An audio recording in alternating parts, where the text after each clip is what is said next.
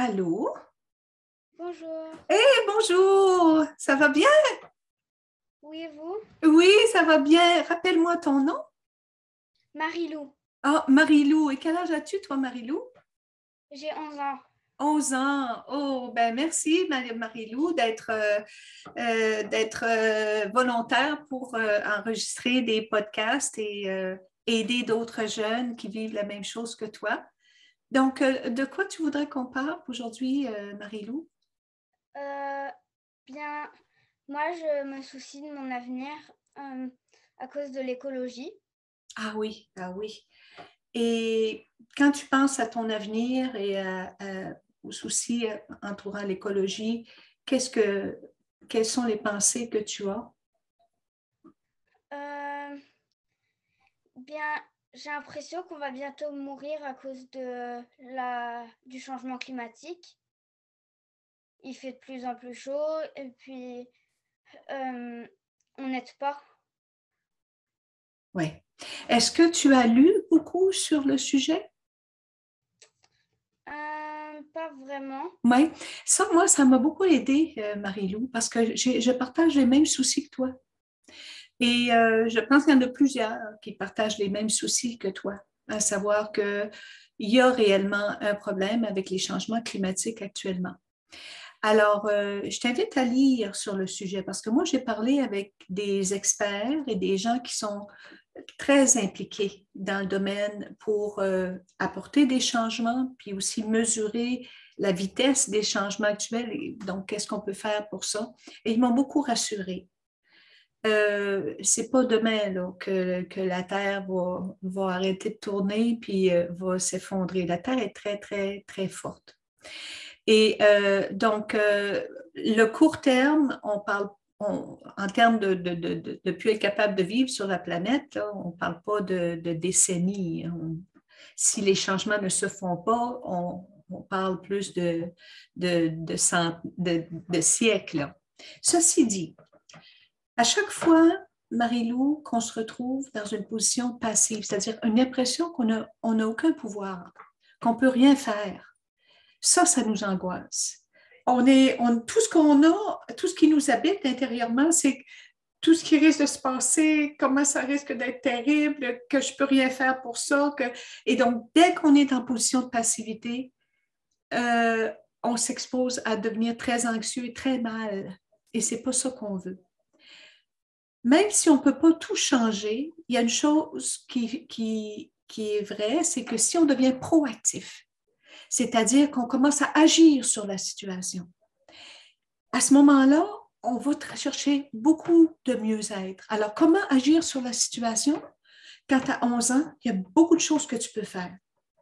Premièrement, c'est faire attention à toutes les pensées qui passent dans ta tête, qui sont de l'ordre, j'appellerais ça, 2 plus 2 égale 9, c'est-à-dire une fausseté, au lieu du 2 plus 2 égale 4. C'est-à-dire, on va avoir tendance parfois à dramatiser la situation. Comme moi, quand j'ai rencontré ces experts-là, ça m'a énormément rassurée parce que j'ai vu que oui, c'est vrai que ça ne va pas bien, c'est vrai qu'il faut faire quelque chose. D'ailleurs, les paliers de gouvernement se mobilisent de plus en plus, comme par exemple les voitures à essence et les avions, mais on commençait à faire des changements majeurs qu'on n'avait pas il y a même 10 ans. Là.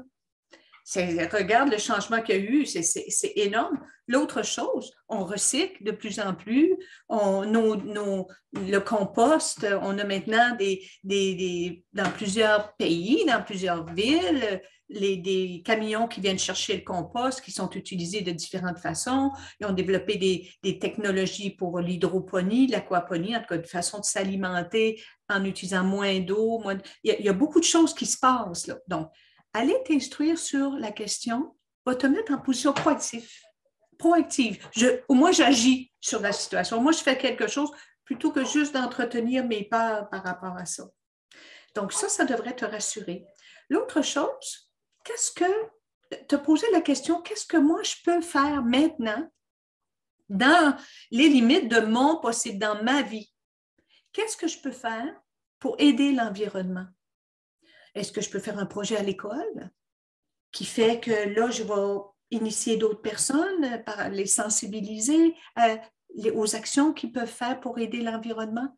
Est-ce que je peux, chez moi, m'assurer de moins peut-être consommer ou de faire plus attention pour recycler certaines choses? Tu vois, te mettre en position d'action au lieu de juste rester avec cette peur-là à l'intérieur de toi. Qu'est-ce que tu en penses?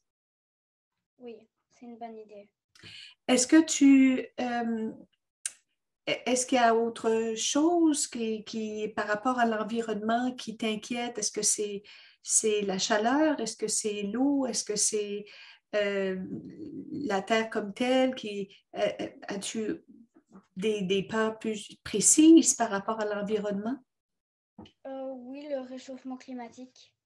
Les changements climatiques, ouais, qui fait que, et comme tu dis, éventuellement, on ne pourra plus vivre sur notre planète. Ben, c'est sûr que tu as probablement entendu parler que dans les pays comme l'Inde ou l'Asie, où c'est déjà très, très chaud, où le désert gagne du terrain, où à un moment donné, ça va être même difficile pour l'humain de vivre là. Ça, on reçoit ces nouvelles-là, des nouvelles de la télévision, de l'Internet. Mais je t'inviterai à faire une chose, Marie-Lou, au moins une fois par semaine, comme traitement pour toi, là, pour t'aider à être moins anxieuse par rapport à ça. Au moins une fois par semaine, de découvrir soit un site sur une page Facebook ou un site Internet qui parle de tous les progrès qui sont faits actuellement, tous les changements qui sont faits actuellement pour aider notre planète. Exemple, tu as peut-être vu il n'y a pas si longtemps, Bill Gates, un des hommes les plus riches au monde, a décidé de donner tous ses milliards de dollars pour s'assurer que les personnes en Afrique, entre autres, aient de l'eau, des vaccins, s'assurer qu'il y ait des améliorations sur le plan climatique. Et il y a plusieurs personnes là, qui travaillent actuellement, investissent énormément d'argent pour aider, s'assurer de faire en sorte qu'on parvienne à un mieux-être. Donc ça pourrait être une bonne chose, Marie-Lou, de commencer à regarder qu'est-ce qui se fait actuellement et qui a des résultats majeurs, même sur le plan gouvernemental, les plans gouvernementaux. Quelles sont les nouvelles politiques, les nouvelles règles? Donc, pour réaliser qu'on progresse, on est en train de s'améliorer. OK? Oui, je ferai la recherche. OK.